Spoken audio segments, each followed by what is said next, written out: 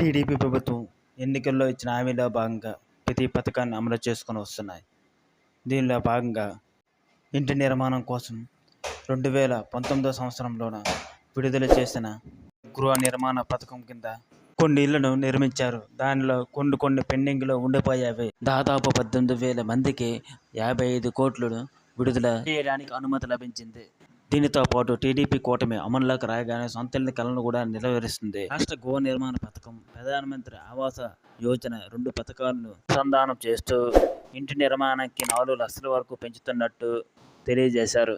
గతంలో ఇళ్ల నిర్మాణానికి టీడీపీ ప్రభుత్వము 2 లక్షలు ఇచ్చేది. వైసీపీ ప్రభుత్వము 1.80 లక్షలు ఇచ్చేది. అదే పల్లెల్లో ఉంటే 1.5 సెంట్లు ఇచ్చేది. అదే పట్టణాల్లో ఉంటే 1 సెంటు మాత్రం ఇచ్చేది. ఇప్పుడు ప్రభుత్వము 4 లక్షలకు పెంచినట్లు, అదేవిధంగా 3 సెంట్లు పల్లెటూరులో ఉండేవారికి, 2 సెంట్లు పట్టణాల్లో ఉండేవారికి ఇచ్చినట్టు ఇస్తామని తెలియజేసింది. ఆంధ్రప్రదేశ్, తెలంగాణకు సంబంధించిన ఎటువంటి సమాచారమైన మా ఛానల్ నుంచి మీకు పొందుపరచబడుతుంది. మీకు నచ్చితే లైక్ చేసి ఛానల్ని సబ్స్క్రైబ్ చేయండి.